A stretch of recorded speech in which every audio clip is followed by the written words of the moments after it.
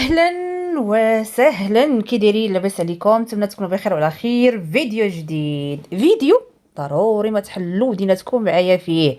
بقاو حتى لاخر دقيقه حيت السؤال اللي غيكون مطروح في هذا الفيديو مهم جدا جدا جدا. اين هي تيتيما فاطمه؟ أين هي من هذه الأحداث الأخيرة اللي هي السفر ديال سميرة إلى أوروبا، إلى الديار الفرنسية، إلى كوثر، إلى منزل كوثر بطبيعة الحال. فإذا الأحباب الغاليين، هذا السؤال هذا جاني غريب. علاش ما طرحتوش من أول ما شفت سميرة؟ وقلت علاش ما بانتش تيتيما يعني في الاستقبال ديالها وفي التحضيرات ديال العشاء وداكشي كامل اللي كانوا تيشاركوه. مهم، جاني داك السؤال وقلت الله اعلم، اكما ما بغاش تصور، اكما ما عندهاش مع سميرة، مع العلم انها كانت مشات عند سميرة قبل ما تمشي لاوروبا فجات كوثر.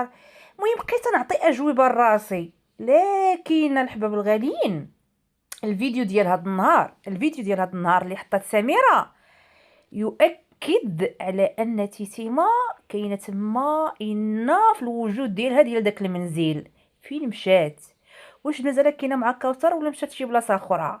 وهذا اللي غادي نحاولوا ما امكن في هذا الفيديو ان شاء الله بحول الله نقلبوا على الجواب ديالو.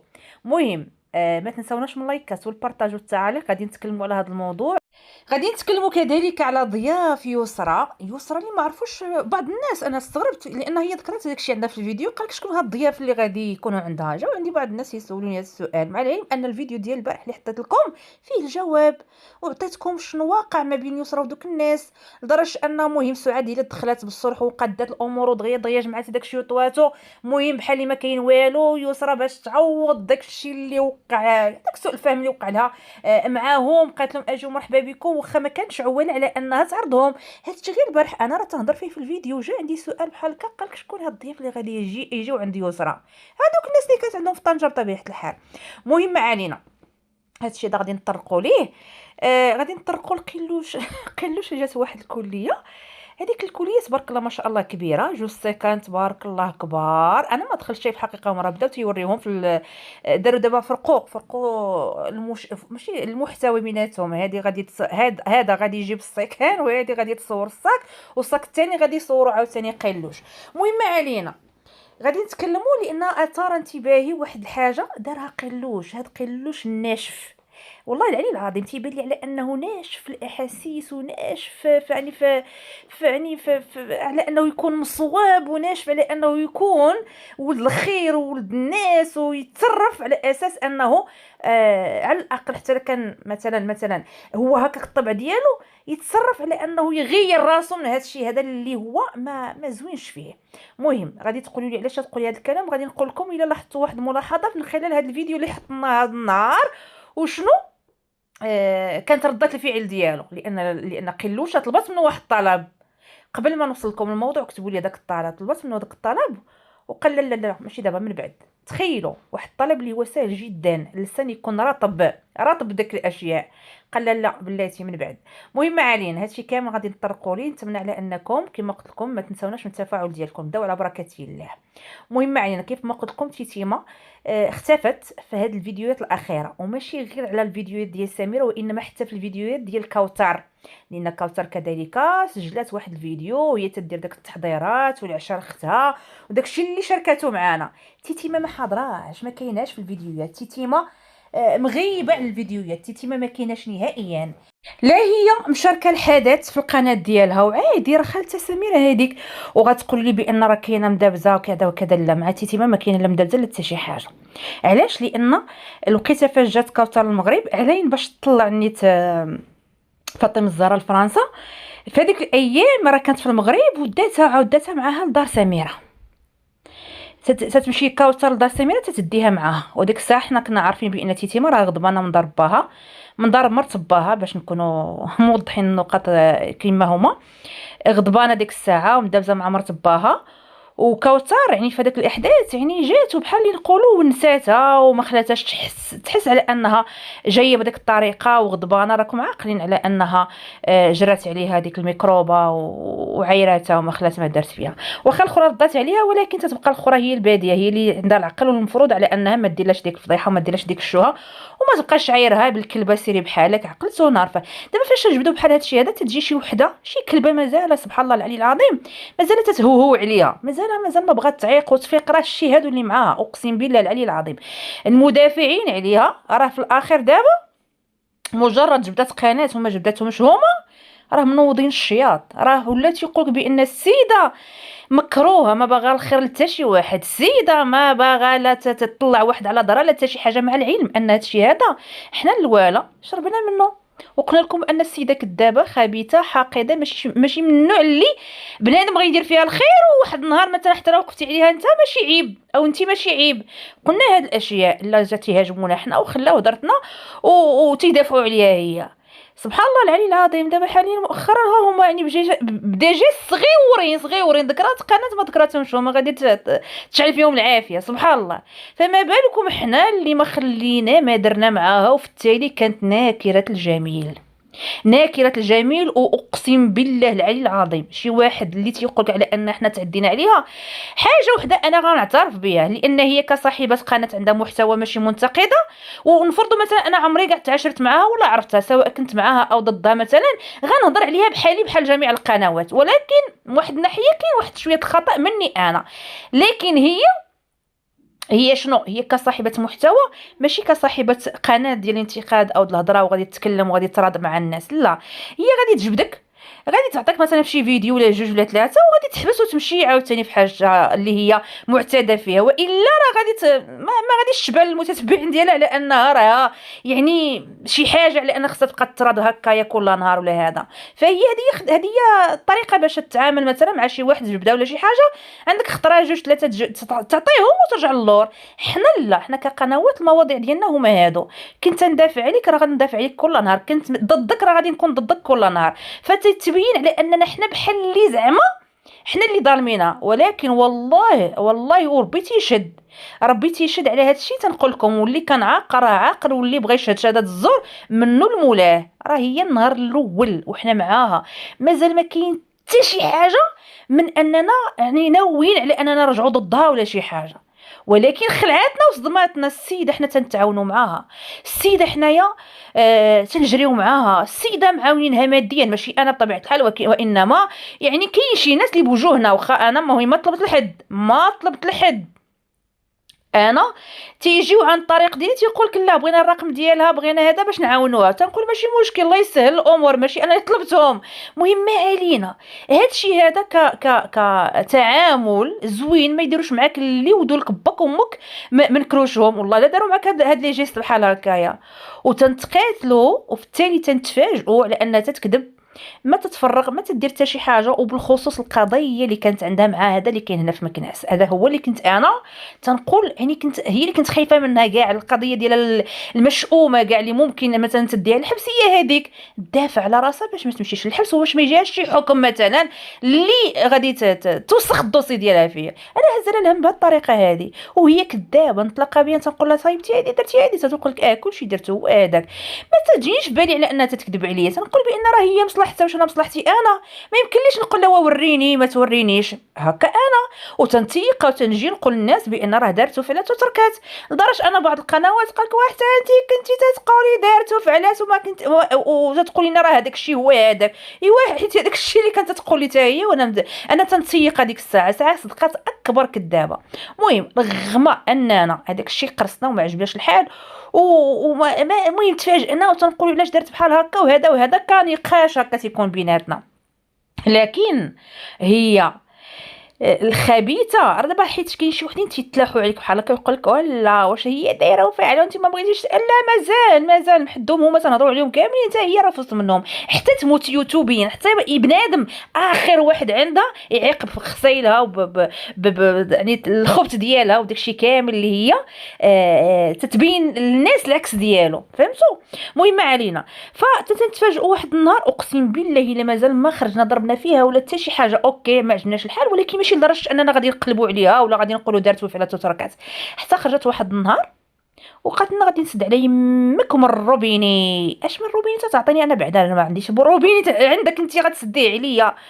انا افضل لي السجن الصغير على السجن الكبير. حنا مثلاتنا بالسجن الكبير، جوج فيديوهات متتابعين ودايره واحد الورقه ديال انني زعما تيطلبوا مني نسكت.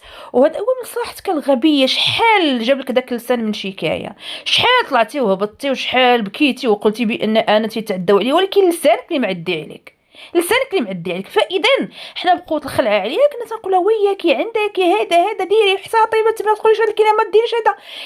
يعني حبا في هذيك الساعه ومن الخير ليها وداك الشيء الساعه الخبيثه. سبحان الله، انت بالقمه لفمها وهي بالعود لعينيك. خرجات وديك الساعه الخرجه ديالها ماشي زعما حيت سمعت منها شي حاجه او هذا، لا، هذيك الساعه كانت تتقلب كيف دير تصالح مع لاله يسرى اللي مشكله لها عقده كبيره في حياتها. كانت تتقلب كيف دير تراضي ديك العائله. ديك الساعه راح ضربات فيهم وحرشاتنا عليهم وعمراتنا قلبنا عليهم وداك الشيء كامل اللي راكم نتوما عاقلين عليه شنو دات في اليوتيوب. فاذا هي فاش بغات هي انها تقرب عاوتاني وكانت تتقلب كيف دير تقلب اليسرى، تقرب من اليسرى يعني بجميع الطرق. راه شو الدل اللي دارته؟ مشات جلست لها في باب الدار ما بغاش تدخلها. غير هادشي تاريخ اسود يبقى لك دائما في حياتك. الله يعطيك الدل وانت مازال حقا داك النهار وجات ديري بحال غطاسو في الطحين وعنقها مصدي. راكي انت اللي مصديه في هذاك الدار وانت اللي حالتك حاله. اما هي بجميع الاخطاء ديالها هربان عليك، هربات. المهم ما علينا. شي المشاهده اللي شفتو دابا عند يسرى طاحت مثلا الفيديو ديال البارح ما جابلاش.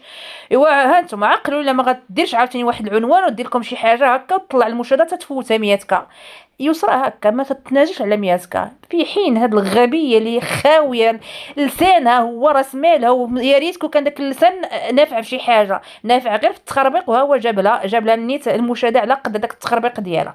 المهم فقلت لكم ديك الساعه كانت باغا تصالح مع يسرى وكانت يعني طامعه فيها على انها باش تشهد معاها. كانت خايفه على انهم يشدوا ضدها تمشي للحبس في القضيه ديال تجاره البشر ديك الساعه. المهم تتقلب كيف دير تصالح مع العائله ومع شنيتيكا. من بعد هما راه عاقين بها وداك الشيء كامل راه خرج يوسف وعطاه لها، حطوا لها في السطل واللي جاي يطل.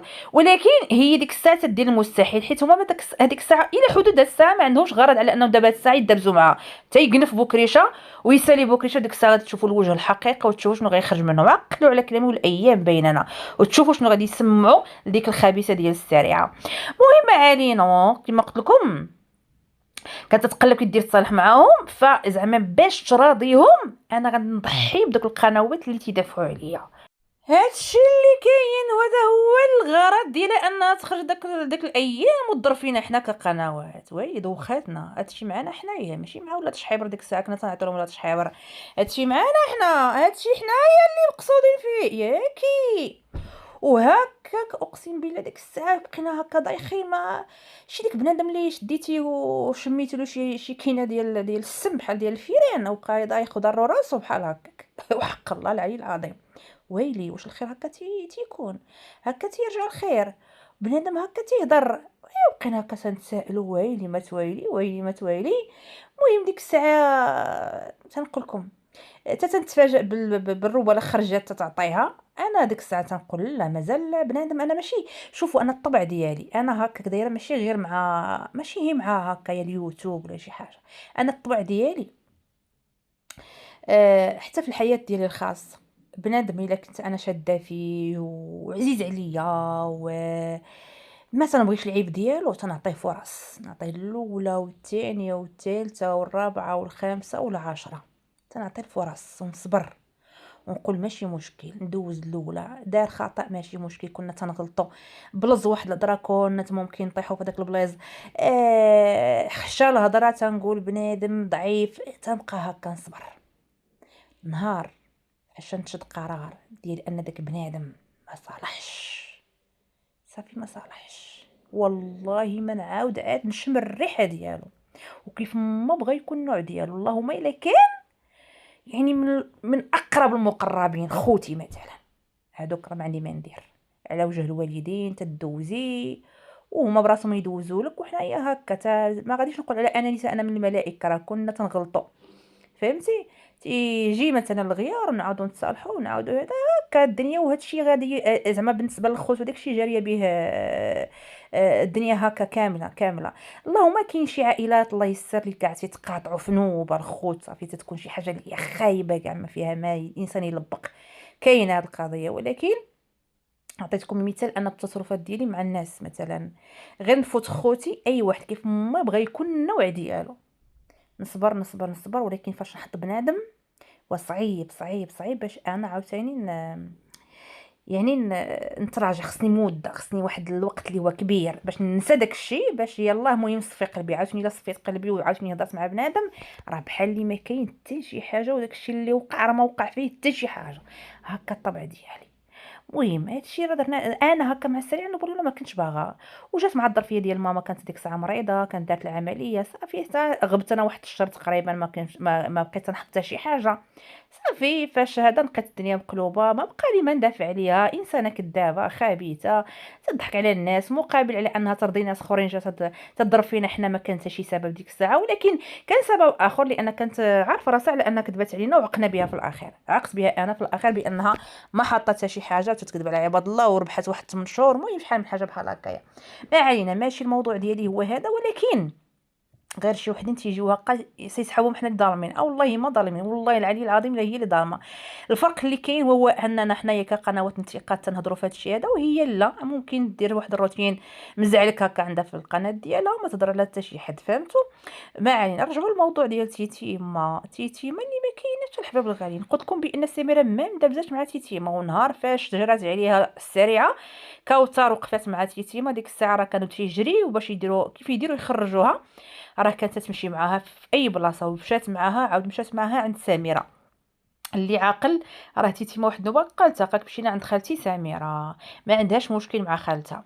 ونقول لكم واحد الحاجه، حتى سميره تدخل دابا حاليا شي الخصام اللي بيناتهم، راه تدخل لدار سعاد. علاش؟ لان واحد الوقيته كانت امي ميجوده راه ناعسه عند سعاد، مريضه وناعسه عندها في الدار، فاذا ما يمكنش انها ما تتهضرش مع سعاد، تحرم راسها، تحرم راسها انها ما تشوفش امها لان ما تتهضرش مع سعاد. يعني بقى المهم بقى واحد السلام بيناتهم واخا ثقيل، ولكن تدخل وتتشوف امها. ولا ما خفش نكذب، لان هاد الثوره دي فايته صيفطتهم لي دابا باش نتاكد في التليفون الاخر ما عنديش خدام. يعني صيفطات لي تصاور سعاد ديال عيد الميلاد اللي دارته لولدها، وكانوا حاضرين فيه ولاد سعاد، ولاد سميره ولا ولاد نجاة، والله ما بقيت عاقله. المهم سميره تدخل عندها للدار، هذاك الخصام اللي بيناتهم هما كذلك طفى وما طفاش، طفى يعني على وجه الام غادي تهضروا، ولكن ماشي داك الشيء اللي حنا تنعرفوا، يعني دخل خراج وبحال الخوت اللي تنعرفوا هكا العلاقات ديالهم. ما علينا، ماشي الموضوع ديالي هو سعاد وسميره، وانما تيتيما مع سميره. قلت لكم تتمشي عندها عادي. فاذا المجيه ديال سعاد دابا حاليا لفرنسا، المفروض تيتيما يكون عندها دور، ترحب بها، يعجبها الحال، تحط هي شي فيديو ماشي عيب. ما بغاش تحط في القناه، ما تبغيش تخدم على قناتها، غادي تبان مع خالتها كوثر.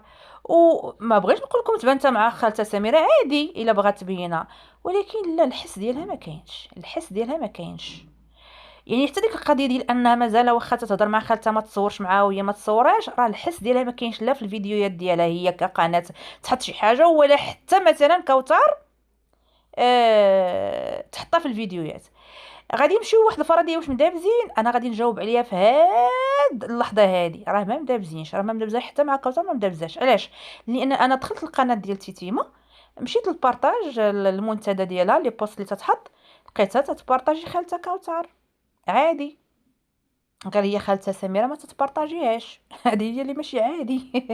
المهم كوثر معذري تيتيما تتبارطاجي كوثر، القنوات اللي هما صحابات ماماها وصحابات كوثر، هاد الناس دابا اللي مشات عندهم سعاد ويسرى تتبارطاجي واحد القناه فيهم، لان وحده اللي فيهم اللي عندها قناه ديك اللي في المانيا، يعني عادي تتبارطاجي الناس، ما يعني قلبها سليم تيتيما كوميم، ماشي بحال يسرى. والله دخلوا عند يسرى ما تلقاش شي قناه، قليل تلقاو شي قناه برانيه تما. هادو اللي مشات عندهم طنجه بارطاجاتها جوج المرات، وغتقولي لي بان اصلا السيده ما تحط شي بزاف، حطات شي 3 الفيديوهات، وها 3 الفيديوهات وبارطاجاها جوج مرات، والفيديو الاخر دارتها ما شافتوش هي. وهذاك البارطاج عولوا على انها غتحط عليه شي 10 ديال الفيديوهات ديالها هي تتغبر ما الشقف. بحال اللي ما تبارطاجاش. يسرى واجركم على الله، راه قلت لكم البارح والله واخا يكونوا طامعين فيها ما يديو منها باش ينقيو سنتهم. طلع هي عليهم الفيديوهات، هي تستغل الاوقات ديالهم وتعرف كيف دير تصور احسن منهم اللي خالقين هما داك الاجواء، وباش هما يستافدوا منها ابدا. يسرى واجركم على الله. مهم تيتيما ما كاين لا مشكل مع كوثر ولا حتى شي حاجه. الغياب ديالها من دار كوثر بواحد الاحتمال تنقول اكما هبطت لاسبانيا. ما غنقولكمش عند ديك السيده اللي تتعرف ماماها وداك الشيء اللي تدافع على سعاد، لا ماشي بعيد بكري يكون داخل في الموضوع. هادي عاوتاني انا تنفكر معاكم لان السؤال طرح راسو باش نقول لكم على انني راه تنجاوب عليه وعندي الجواب ديالو 100%. ما نكذبش عليكم لان ما بحثتش في الموضوع، ولكن اثار انتباهي بان تيتيما ما كايناش. غير هو انا دابا تنحلل معكم الموضوع، تنحاول ما امكن نشوف هذا السؤال كيف نديرو نجاوبوا عليه. بحال تنفكر بصوت عالي. راه ديجا كان بوكريشه تيلح عليها، وهذا الشيء راه تحط في واحد الكونفرساسيون ما بينه وبين سعاد، قالت له دخل سوق راسك وخلي البنت عليك وخلي تقلب على مستقبلها، شنو غادي دير في اسبانيا. دونك ديك القضيه ديال انه كان تيلح عليها على انها تهبط لاسبانيا عند ديك السيده اللي سميتها نزا، تقدر تكون هاد القضيه وارده. راه ما يمكنش الحباب الغاليين ان كوثر ما تبينهاش نهائيا، وسميره ما تبانش الحس ديالها في الفيديو ديالها. واليوم حاطه لنا فيديو جايبه الهدايا وما جابتلاش هي هديه، اذا ما كايناش. جايبه البيجامات البنات كوثر، جابت لها داك الكيوسه اللي باري وداكشي د الحنه. المهم داكشي اللي وصلتها عليه كوثر جابته لها، وهدايا اللي هي بسيطه جدا جابتهم سميره هذه الكوثر وهذا. وخارجين كاملين ديك القوريه وباينه اللي هي لاولادها، والاخرين زعما اللي هم ولاد سميره كلهم كاينين تتبين المايوات ديالهم اللي بيركيني وداك الشيء. هذه كوثر بناتها كاينين بجوج وولدها. تيتيما الوحيده اللي ما كايناش. يعني واش غادي نقول لكم بان مشات لشي حد في فرنسا؟ ما تنظنش، لان حتى واحد ما عندهم فرنسا. اللهم الا هبطت لاسبانيا. وعندما هبطت عند هذيك السيده اللي كانت يلح بكريش على ان بنته تهبط عندها، تقدر تكون هبطت لاسبانيا سمحات خالتها كوثر. راه كلشي ممكن، كلشي ممكن. الا تيبان لها لا تيبان لها الموضوع لان هذيك القضيه صعيبه انها تجلس تقرا وعاد باش تطلع ورقتها بالقرايه في فرنسا، تقدر تبان لها القضيه ديال اسبانيا اسهل، حيت اسبانيون الدوله الوحيده اللي تقدر دير الاوراق بلا الزواج بلا حتى شي حاجه، غير انك تكوني ساكنه تما باش هدا تسكنه، ومره تدير ديك الحمله ديال انها دير الاوراق الناس اللي خارجين. فبوكريش ربما تيشوف على ان بنته تقدر دير وريقتها دغيا في اسبانيا، هو داكشي علاش بغى يهبطها تما اسبانيا. هذيك السيده اللي كاينه تما قادره انها تساعدها، لان راه تتساعد باها وتتساعد تصيلتها كامله شنيتيكا والسريعه يا ما صيفطات لهم. والله العلي العظيم فلوس صحيحه. عندك يسحبكم داك الفلوس ديال 2000 3000 درهم، لا فلوس صحيحه من 10000 درهم الفوق اللي تصيفط لهم. وهذا الشيء ديجا يعني انا عندي العلم عليه. واول وحده قلت لكم بان بوكريش راه تصيفط له وحده سميتها نزها من اسبانيا، عاد بعض القنوات بدات يهضروا على الموضوع وداروا راسهم هما اللي جايبين الخبر. شي وحدين ما تنعمم، شي وحدين اللي تيسحبوا من عندنا القرينات حنايا دوك الناس. المهم ما علينا. والقضيه ديال هاد ديال ان تتصيفط لهم هما كاملين، تتصيفط لشنيتيكا وتتصيفط حتى السريعه ديجا. واحد النوبه قالتها لي واخا ما سمعتليش وما شرحاتليش، قالت لي راه كاينه واحد السيده اللي صيفطات لي بورطابل من اواخر ما كاين في الايفون وداه لي بوكريشه، وعلى اساس ديك المراه زعما تعرفوا هو. فهمتوا؟ اذا هادي ديك الساعه يكون ايفون شطات ولا بشي مليون ونص ولا شي حاجه بحال هكايا. دونك هادي انا فاش عاوتاني جاني الخبر على ان سميتها نزها وشنو تدير وها شنو كاين وجيت قلتها لكم، فتذكرت داك الشيء اللي قالتوا لي السريعه. دونك الخبر من هكا والخبر ديال السريعه صافي فهمت بان القضيه صحيحه 100%. راني نبقى ناكد لكم على شي حاجه والا صافي تاكدت منها. شي حاجه تنقول لكم فيها الله اعلم ما تنسمعها انا ما عنديش تاكيد ليها، راه تنقولها لكم. فتا هاد القضيه ديال ان تيتي ما تقدر تهبط عند الله اعلم راه ماشي متاكده، راه هي تنحاول ما امكن نشوفوها تيتيما فين كاينه، اين هي تيتيما، اين اختفت، ما بانت حتى شي واحد. مدابزه ما مدابزاش معاهم، ما مدابزاش مع خالتها كوثر لان مازال تتبارطاجيها. مهم هادو امور اللي تنحاول ما امكن قبل ما تمشيو ليها تقول بان دابزات مع خالتها كوثر وجرات عليها او شي حاجه، ابدا ما جاريه عليها ما حتى شي حاجه. هو مهم مهم قال لي خبر بفلوس بؤره ما تنعرفش نضرب المصريه، يبقى ببلاش. المصريه عطيوها لشنيتيكا شنيتي ما شاء الله تبارك الرحمن، تعرف المصريه احسن مني انا اللي صغيره منها. هاي وما علينا ماشي مشكل. رجعوا اليسرى، انا ما بغيتش نقولها الداسره لان مازال الى حدود الساعه ماشي تنتقدها ولا تنحاربها ولا شي حاجه، ابدا ابدا ابدا. انا هي تنلاحظ ملاحظات ديالها كانوا زوينين تنقولهم، كانوا خايبين تنقولهم. هادشي اللي كاين. من بين الاشياء اللي هي خايبه انها مسمومه، ما تبغيش تبارطاجي الناس. سمعيني يا يسرى، سامعيني اختي، صفي قلبك، كبري قلبك، حرام عليك ما تبقاش تشوفي غير راسك انت اللي باغا تربحي الفلوس في هذا اليوتيوب. اليوتيوب دا للجميع، شي عطاه شي ما عطاش، وداك اللي ما عطاش يعاونيه باش يعطيه. املك على هذا السم. انا كنت منك شتي هاد القنوات اللي تنتقدوني بالطريقه هذه وتيحاولوا ما امكن يقلبوا على شي امور نصلحها انا بحال الشكل ديالي. انا نكون بحال دابا انا نبارطاجي قناه بحال هذا الشكل هكا، يعني المفروض عليك انت تبارطاجيني انا. ناري قولي لي ما بارطاجاتك وانتي تدافعي عليا وانتي تقاتلي عليا وانتي تطلعي حتى المدينه تفاز عليا، عاد غتبارطاجيك دابا اللي انتي مره انتي تنتقديها مره انتي تشكريها. هو تنهضر زعما الا كان الانسان قلبه كبير وزوين وماشي حاقد المهم، ولكن هاد المواصفات فين نلقاهم زعما عندي يسرى ابدا. وغير ضحكه راه قلتها لكم شحال هادي، والله العلي العظيم ان البارطاج ما بقى واكل. هذاك الشيء اللي كان واكل شحال ديفع مع اليوتيوب دابا حاليا ما بقاش واكل نهائيا نهائيا نهائيا. فاذا نعطيكم مثال، هي تتبارطاجي مثلا شي حد بغيتي تدخلوا للبارطاج عندها، غادي تلقاو واحد القناه، هذيك القناه دايره الحكايات والقصص، علم الله شكون هذيك دابا عرفتيني، تلقايها تعرفها شخصيا، واش ديك الصديقه اللي عندها في اكادير دارت قناه بحال الشكل شي حاجه بحال هكا. انا ما دخلت شي ما تصنت شي، المهم فهمت بحال هكايا، ما وصل حتى ل1000 كا ما وصلاش، ومبارطاجيها قناه ضربه علين قربت تكمل 500 نص مليون، ما طلعاتش. شحال هادي بارطاجي قناه بحال هكا صافي تطلعي ما تعاودي تهبطي، اقسم بالله شي 4 سنين هادي ولا 5 سنين تبارطاجي قناه كبيره طلعي ما تعاوديش تهبطي، اللي درتيها يتشاف لك، اللي درتيها هكا كان اليوتيوب. دابا دابا يضرب لك الفيديو كاع، راه تنشوف شي بعض القنوات ضرب لهم الفوق من 100 200، تعاودي تحطي فيديو يجيب لك 1000 2000، ما بقاش داكشي تتعرفي في اليوتيوب. اليوتيوب هكا رجع خايب، ما بقاش يعطي كاع اصحاب القنوات. فاذا هي ضحكه انا في هذا الموضوع ديال البارطاج، ولكن من واحد الناحيه اخرى كتعبير على رد الجميل، كتعبير حنا دابا داويين فيه. ياك تنقول لكم بان السريعه ناكره الجميل، شي انسانه جاحده ما تعترفلكش بالخير، تشد اللي شدات، تاخذ اللي خدات من عندك وما تقولك درتي ما درتي والو كاع، بحال داكشي واجب عليك، فهمتي؟ يسرى راه نفس الشيء، راه سبحان الله راه كانوا متفقين على هادشي القنوات حتى واحد ما يساعدوه. ودابا تنقول لكم يعني المساعده ما بقاش عن طريق البارطاج، ولكن عن طريق على ان الانسان على الاقل يعبر على الامتنان ديالو لذاك الشخص، يبارطاجي ما فيها والو. والله لا تبارطاجا.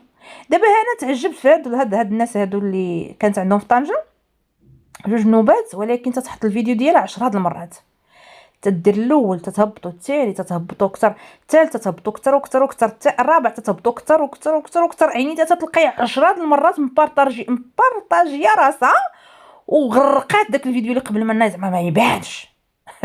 شنو البارطاج هذا؟ السم هذا هو السم الكحل هذا.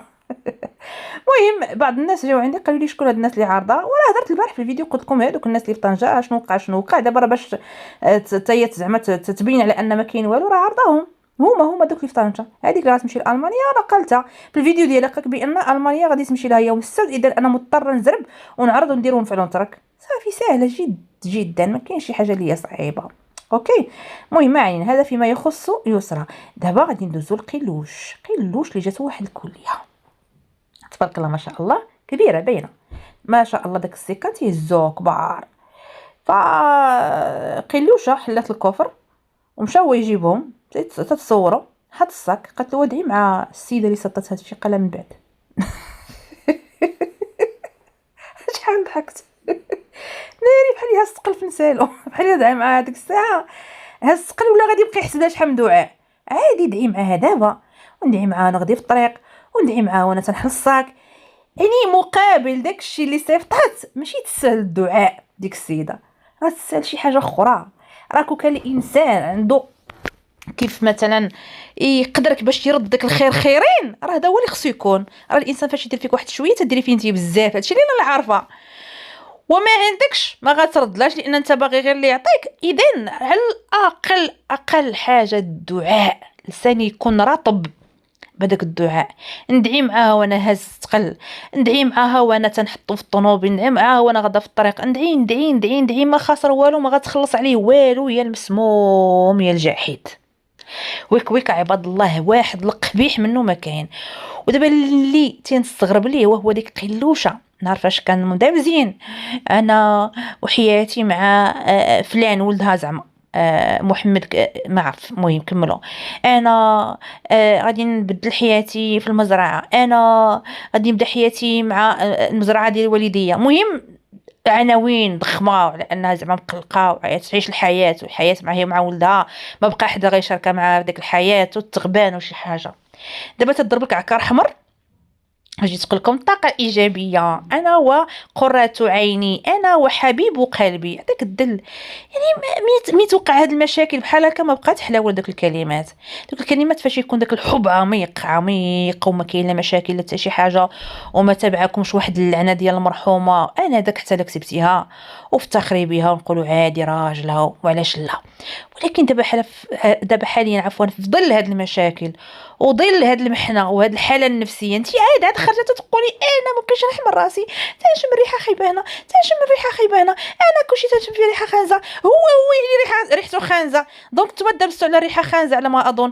فاذا كيفاش حبيبي حبيب قلبي، فين هي ريحه خانزه؟ تبخرات مشيت طارت، شو هادشي هذا هو اللي تنستغرب ليه. والخيبه خيبه في الموضوع وهو انه هو ما تيبادلهاش الاحاسيس، ناشف، يعني ناشف وبين قبيح وبين زعما على انه راني واعر وماشي ديال داك الشيء زعما، وانا هكا تيبان لي في التصرفات ديالو هي لاصقه فيه بحال شي علكه. المهم فكرتني في السريعه مع بوكريشه فاش تبغي تبينوا على انه شي حاجه ولا شيء. المهم هادشي اللي كاين اخوتي في هذا الفيديو. الى فيديو مقبل ان شاء الله، نتمنى على انكم ما تنساوناش من لايكات والبارطاج والتعليق والاشتراك. الله يجازيكم بخير، باي باي.